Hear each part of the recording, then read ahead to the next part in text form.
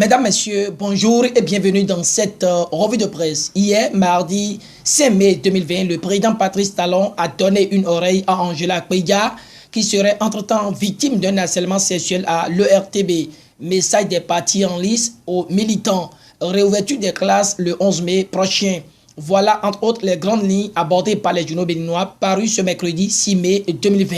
Mais avant le développement, allons à la découverte du quotidien Fraternité, qui est le journal à l'honneur ce jour sur GS et Communication. Avec ce confrère, tout démarre par une caricature mettant en scène l'ERTB et l'affaire Angela Kpeya, dépistage systématique des acteurs du système éducatif. C'est le titre phare du quotidien de Ménotin qui annonce que le sentier est balisé pour la reprise des classes. Des messages des partis en lice pour les communales. Fraternité présente la liste des journaux retenus pour la couverture médiatique de la campagne électorale. Enfin, le journal à l'honneur sur GS Communication nous apprend que Talon ouvre un front contre le harcèlement. À en croire Fraternité, la loi sur la violence faite aux femmes sera bientôt renforcée afin d'asseoir la sérénité au travail dans l'administration béninoise. En vérité, l'école est en guerre contre le Covid-19, nous apprend Moïse Dosoumou dans son analyse du jour. Intervenant dans cette revue de presse, le matinal touche l'affaire harcèlement social à l'ERTB et confie que le président Patrice Talon se saisit du dossier. Il rencontre Angela Kpeya avec les responsables de l'ERTB et promet que toute la lumière sera faite sur le cas évoqué, rallonge le défi d'une génération avant d'ajouter que 36 organisations de société civile soutiennent les femmes donneurs d'alerte.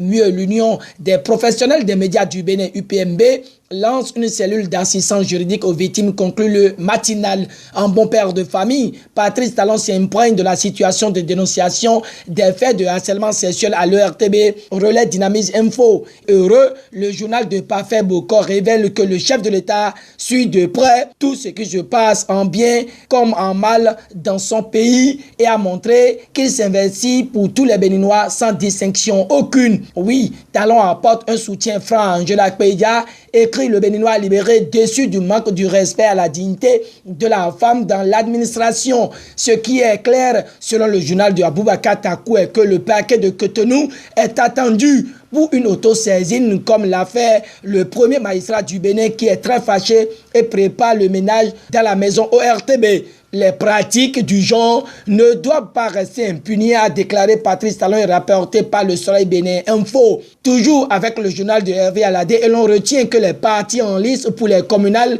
s'adressent à leurs militants de l'UDBN, passant par le PRD, aux forces Cori.Bénin émergents, sans oublier l'Union progressiste et le Bloc républicain.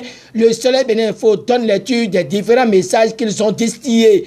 Même son de cloche par le Béninois libéré qui salue également la décision sage du ministre Maounio Kakpo qui impose le dépistage systématique aux enseignants et autres acteurs de l'éducation. Selon Dynamise Info, le gouvernement fait ce qu'il peut, mais l'Union nationale des associations des parents d'élèves fait des propositions au gouvernement, mentionne le soleil levant. Fermé à cause de la Covid-19, les écoles rouvriront les portes, mais à quelles conditions, s'interroge le nouvel observateur qui donne lecture des recommandations de l'Union nationale des parents d'élèves et d'étudiants du Bénin.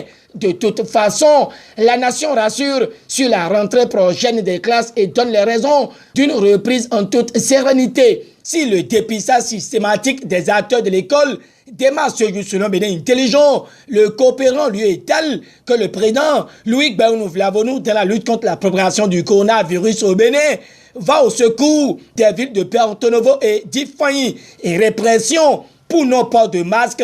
C'est avec ce titre que Matin Libre rallie les journaux précédents et dénonce que les usagers de la voie sont oppressés. En guise de preuve, le journal de Sidikou indexe le cas de Arozon Awida et se demande si la priorité est à l'amende de 6 000 francs CFA ou à la santé des populations. L'autre chose est que le CNPA est reconnaissant pour l'intégration des 50 quotidiens et 3 hebdomadaires et 2 bi-hebdomadaires pour la campagne en prélude communal de mai 2020. Mesdames, Messieurs, c'est sur cette information de la presse du jour que se referme cette revue de presse que je vous remercie d'avoir suivi.